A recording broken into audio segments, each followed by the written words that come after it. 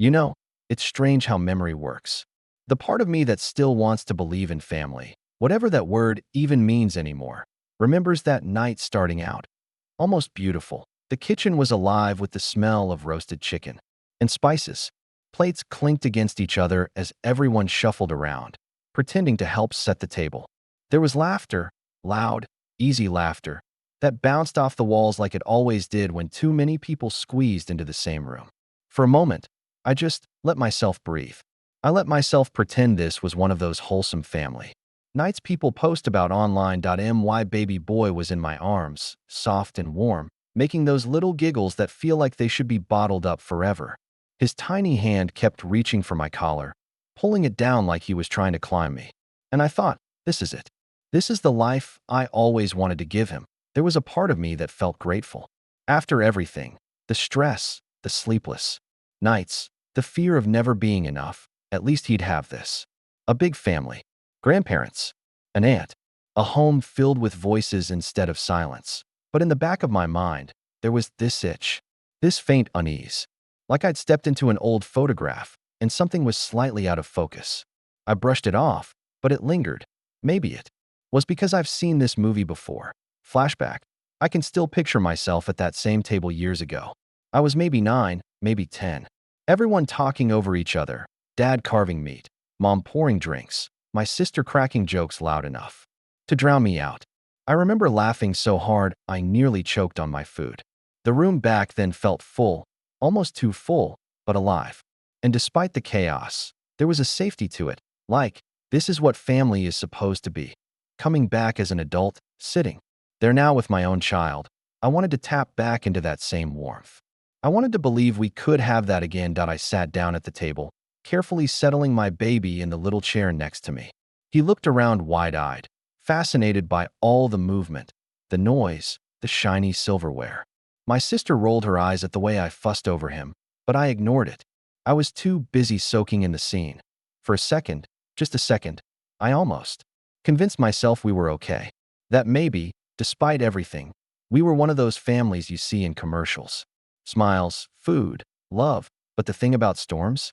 The air always feels strangely calm before they break, and if I'd listened closely, I would have realized it wasn't comfort I was feeling in that room. It was the warning hum of something I couldn't name. It didn't take long for the little cracks to show. You know how sometimes you're in a room full of laughter, but underneath it, you can feel something sharp, like glass hiding under a blanket? That's what it was like.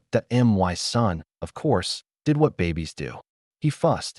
He let out those tiny cries that aren't even full cries yet, more like little squeaks asking for attention. I reached over, stroked his head, whispered, "It's okay, buddy. Daddy's here." His small body relaxed, but my sister's eyes. God? The way she looked at him. It wasn't annoyance like a tired person might feel.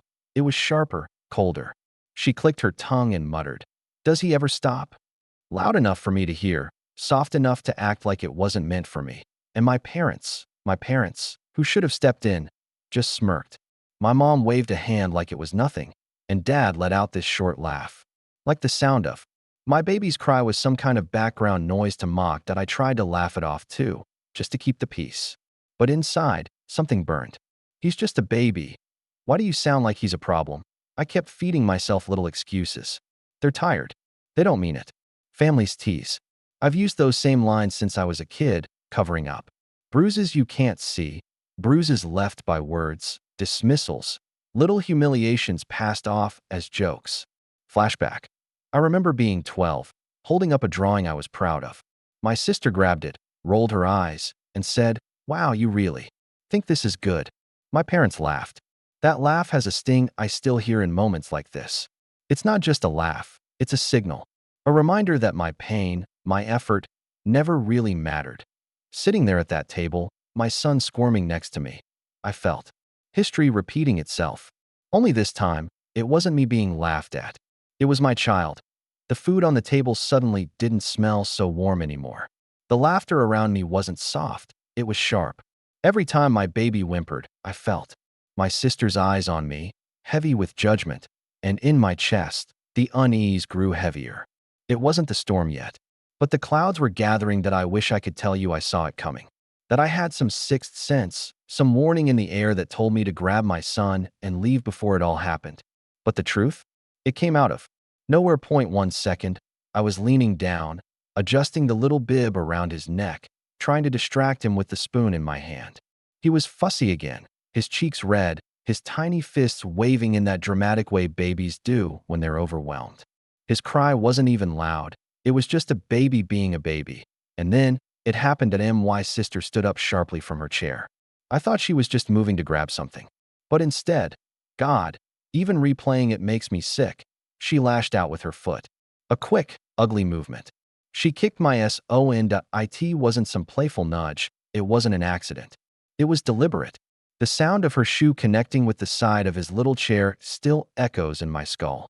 The jolt knocked him sideways, his cry ripping through the room like a siren. For a moment, everything slowed down. His scream felt louder than anything I'd ever heard. My breath stopped in my chest. I froze, staring at her like I couldn't quite believe what my eyes were showing me. The whole room went silent. Dead silent. Forks midair, mouths half open. My baby's cries were the only thing filling the space, high-pitched, broken, desperate. And me? I was paralyzed. My hands hovered in the air, trembling. My brain scrambled, trying to catch up. Did that just happen? Did my sister actually just? I looked at her, and there was no guilt in her face. No shock. Just this annoyed grimace, like he was nothing more than an irritating sound she wanted to shut up. I can't even explain the flood that hit me. Rage, horror, disbelief, fear. It all collided at once. My heart pounded so hard I thought it would rip through my chest. Flashback. A quick, haunting memory. Me as a kid, standing at that same table, my sister shoving me just hard enough to knock my plate over, food spilling everywhere. My parents' laughter echoing in the background. Me staring at the mess, humiliated, wishing someone, anyone, would protect me. Now here I was, decades later, watching the same cruelty, only worse. Only this time, it wasn't me. It was my son, and something inside me broke. The silence was unbearable. His cries were unbearable. My own stillness was unbearable. That was the moment I knew. Nothing about this night, nothing about this family, would ever be the same again. You know what's worse than watching someone hurt your child? It's watching the people who are supposed to love him the most laugh about it. I was still frozen, my baby's cries rattling through my chest like glass shattering from the inside. My hands shook as I reached for him, pulling him close, whispering useless comforts. It's okay, Daddy's got you. I'm here, I'm here. His tiny body trembled against mine, his cries hitching, breaking me with every sound. And then I heard it, laughter. First my mom. This sharp, breathy giggle that didn't belong in that moment, not even close. Then my dad, chuckling low, shaking his head like it was all some ridiculous scene in a comedy. Oh, come on, my mom said, waving her hand dismissively. He barely touched him. Barely touched him? My baby was still sobbing in my arms. I could feel the sting of that barely in the way his little fists clenched my shirt. And then my sister, God, her smirk. She leaned back in her chair, arms crossed, and muttered, well, maybe he'll finally learn to shut up. That line, it sliced right through me. Inside, I screamed. My mind roared with words I couldn't get out fast enough. Are you insane? He's a baby. He's not even a year old. He's supposed to cry, he's supposed to. But my mouth wouldn't work. My throat tightened, my chest locked. I stood there holding my son, looking at the three people who were supposed to be my family, and all I saw were strangers. Strangers laughing at my child's pain. Flashback. I saw myself at 15, sitting at this same table, tears streaming down my face after my sister humiliated me in front of a cousin. I remember looking to my parents for rescue. Instead, they laughed, just like this. Back then, I swallowed it, told myself it was just jokes. But tonight, there was nothing funny. Nothing at all. Their laughter was more violent than the kick itself. Because the kick, that was cruelty. But the laughter? That was betrayal.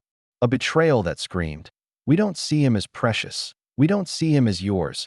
We don't see him as worthy of care. And that realization sank into me like ice that I clutched my son tighter, burying my face into his hair, trying to block out the sound. My heart was racing, pounding so loud I could barely hear them anymore. But the echo of their laughter, It didn't stop that I in that moment. I knew something was over. Something in me snapped, quietly but permanently. My arms tightened around him before I even realized what I was doing. It was pure instinct, animal, primal. I pulled him so close his soft cheek pressed against my chest, his tiny sobs muffled against me. I could feel every shudder of his body, every gasp of breath, and it lit something inside me that words can't capture. I looked down at him. His little face red and scrunched, tears streaking down, and the guilt hit me hard. I should have stopped this. I should have moved faster. I should have protected him sooner. That thought clawed at me as I kissed the top of his head over and over, whispering, "I've got you. Daddy's got you. You're safe now." But safe in that house. With those people? The word felt like a lie. I forced myself to check him, my hands trembling as I ran them gently along his side, his tiny legs. He was okay. Thank God. He was okay. But the way he clung to me told me he wasn't untouched. Babies know. They feel. More than we give them credit for.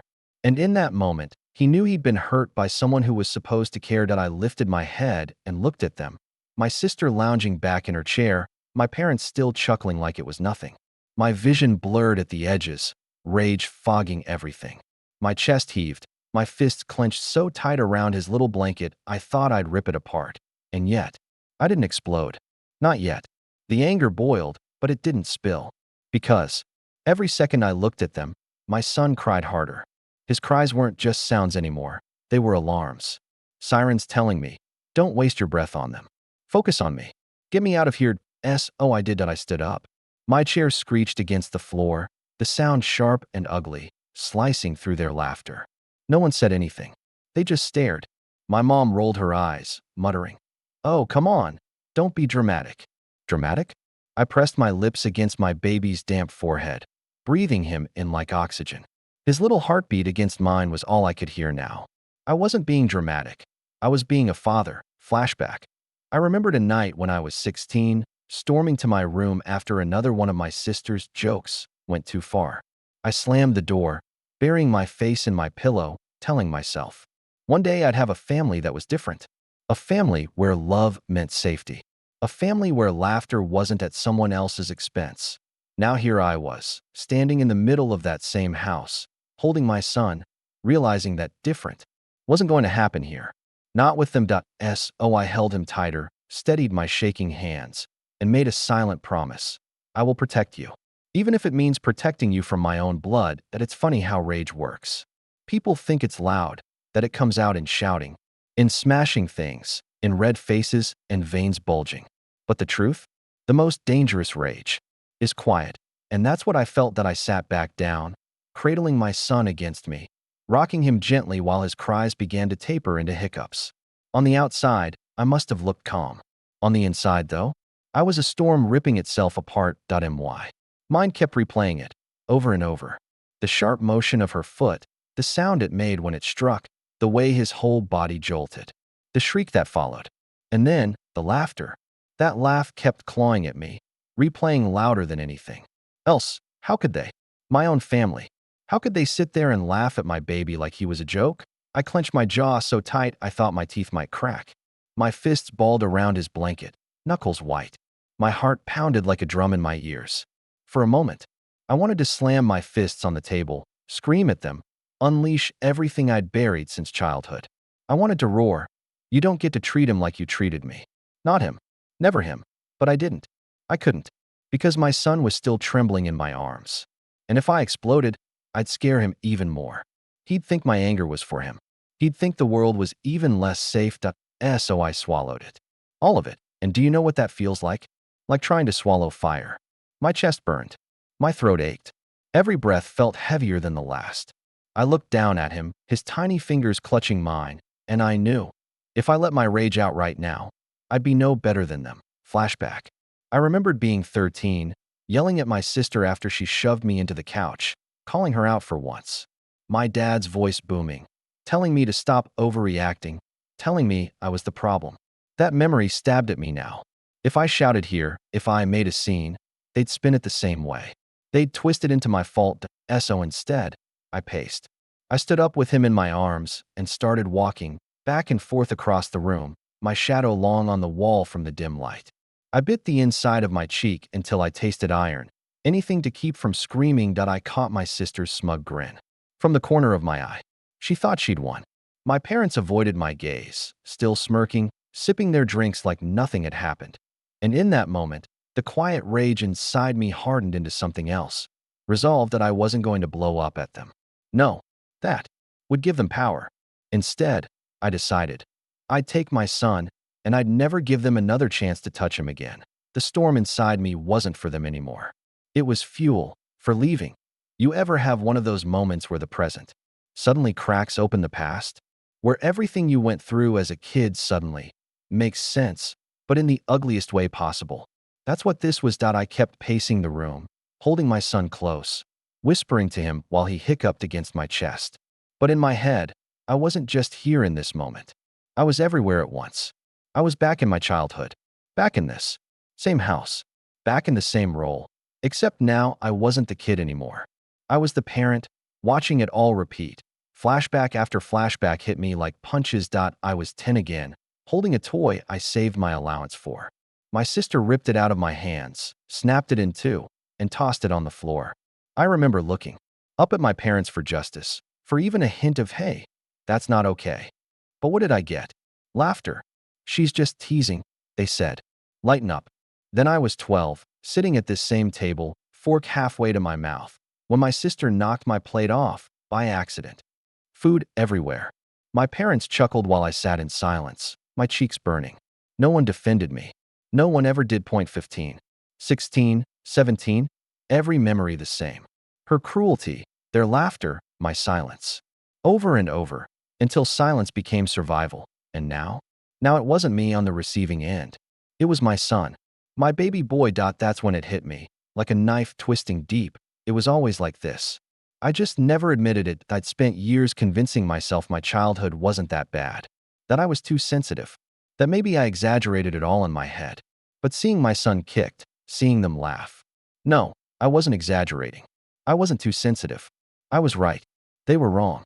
And they always had been. It's a brutal thing, realizing your family never actually protected you, that they never really valued you, that their laughter wasn't love. It was cruelty dressed as comedy. And here I was, about to let my son grow up in the same cycle if I didn't stop it now. I kissed his hair, breathing in that baby scent, sweet, warm, safe. And I promised myself, you will never feel what I felt. Not from them. Not ever. The memories reframed everything. My parents weren't blind bystanders. They were participants. My sister wasn't just mean. She was cruel, and they enabled her cruelty. That night, in that moment, it all crystallized. They weren't my safety net. They weren't my child's safety net. They never had been. And once I saw that truth, I couldn't unsee it. There's a moment every parent has. Maybe you've had it too, when something inside you shifts forever. When the choice isn't between peace and conflict, or comfort and discomfort. It's between your child and everyone else. That was the moment I was in. I held my son, his little face pressed against me, his breath warm and uneven on my neck. His tiny hand clutched at my shirt like he was begging me not to let go. And I realized he didn't care who these people were. To him, they weren't grandparents. They weren't aunt. They were just noise. Noise that scared him. Noise that hurt him. And I thought, if they can laugh at his pain, if they can see him as an inconvenience instead of a miracle, then they don't deserve him. I looked at them one last time. My sister, leaning back smugly, arms crossed, like she'd made her point. My dad, shaking his head, half amused, half annoyed that I hadn't lightened up. My mom, sipping her drink, already moving on like nothing had happened. And something inside me hardened. Flashback. I remembered being 18, suitcase in hand, telling myself I was finally free from this house. But even then, I kept coming back. Holidays, birthdays, dinners. I told myself family was family, and no matter how messy it got, I'd keep trying. But tonight I saw the truth. Family isn't blood. Family isn't titles. Family is protection. Family is love. Family is who you trust when the world gets cruel. And these people? They weren't family. Not to me. And certainly not to my son. I stood up, my chair scraping hard against the floor. The sound snapped through the room like a crack of thunder. My son stirred but didn't cry, almost like he knew. Almost like he understood that this sound meant We were leaving. Where are you going? My mom asked, her voice sharp, irritated. Home, I said. My voice was quiet, steady, but it carried every ounce of rage, betrayal, and finality. I felt that why Dad scoffed. Don't be ridiculous. I didn't answer. I didn't have to. I adjusted my son in my arms, grabbed the diaper bag off the floor, and headed for the door. Every step felt heavy, but with each one, I felt freer. Plates clinked behind me, murmurs filled the air, but I didn't turn back. My hand wrapped around the doorknob. I glanced down at my son. His eyes were half closed, his body finally relaxing against me. And I thought, this is it. This is the moment I choose you over them. Forever. The food on the table, the laughter in the air, the family I thought I needed, it all stayed. Behind that, I opened the door, stepped out into the cool night, and let it close behind me. For the first time in my life, I didn't feel like the child walking away. I felt like the parent leading the way. The house was so quiet when we got back. Not the peaceful kind of quiet, like when a baby finally drifts off to sleep and you can hear yourself think. No, this was the kind of quiet that feels heavy. Hollow.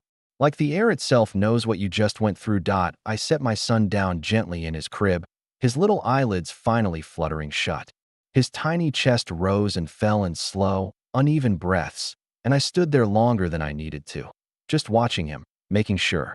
My hand rested on his back, feeling the warmth of life beneath my palm, grounding me in the only thing that mattered. But when I finally stepped back, the silence hit me all over again. I sat on the couch, staring at the wall, not even turning on the lights. The hum of the refrigerator, the occasional creak of the floorboards, those were the only sounds. My mind was anything but quiet, though. It replayed everything in jagged loops. The kick, his scream, their laughter.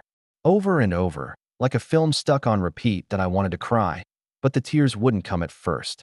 Instead, I just sat there, numb, my hands trembling, my body exhausted but my mind refusing to rest. And then, finally, it broke. The tears came hard, ugly. I pressed my face into my hands and let it pour out. Not just the pain of tonight, but years of it. Years of being dismissed, laughed at, told I was overreacting. Years of swallowing hurt, so deep it became part of me. Tonight ripped the bandage off, and all of it bled out at once. I wasn't just crying for my son. I was crying for me, too. For the kid I used to be, sitting at that same table, praying someone would defend me. No one did back then. But tonight, at least I defended him. Flashback. I remembered sitting on the floor of my room as a teenager, headphones in, music blasting, just to drown out the laughter in the other room after they'd mocked me again. I told myself back then, one day you won't need their approval. One day, you'll build something different. And now, in this dimly lit living room, I realized that day had finally come. I wiped my face, my eyes swollen and burning. The grief was heavy, but under it, there was something else. Relief. Relief that I walked away. Relief that my son would never have to sit in that house and wonder if his pain was a punchline. The silence didn't feel so hollow anymore. It felt cleansing. Painful, yes, but necessary. I looked at the baby monitor, the little screen glowing faintly, showing my son curled up safe in his crib. His tiny hand was stretched open, fingers relaxed.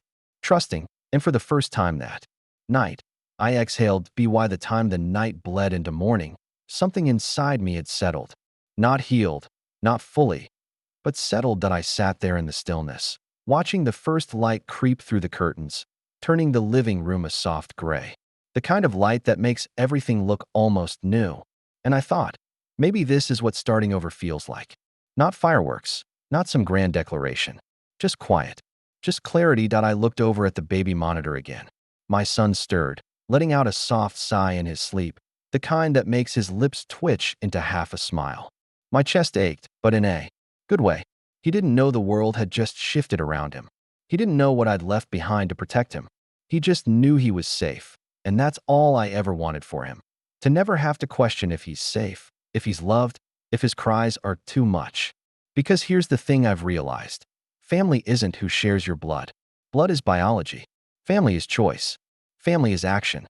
Family is who shows up when it's hard, who protects you when you're vulnerable, who sees your pain and doesn't laugh, but lifts you out of it. My parents, my sister, they gave me life, sure. But they didn't give me love. Not the kind that matters. Not the kind I want my son to grow up knowing. Flashback. I remembered myself as a little boy, sitting in this same living room years ago, staring at the TV while my parents laughed in the kitchen, wondering if I was invisible. And now here I was, in that same room, holding my own child in my arms earlier that night, realizing I wasn't invisible anymore. I was seen by him, and I had the power to make him feel what I never did. Valued, cherished, safe. That's my new definition of family. It's not them, it's him. And it's whoever I let into our lives who can prove, with their actions, that they deserve to be called family. So, yes, I walked away. I closed that door behind me and left the laughter, the betrayal, the cruelty. And it hurt. God, it hurt. But I'd rather carry that hurt alone than let my son carry even an ounce of it. Because when he's old enough to understand, and he asks me about family, I'll tell him the truth. Family isn't the people who laughed when you cried. Family is the ones who held you when you did. And from this day forward, I'll make sure he never doubts which one I am.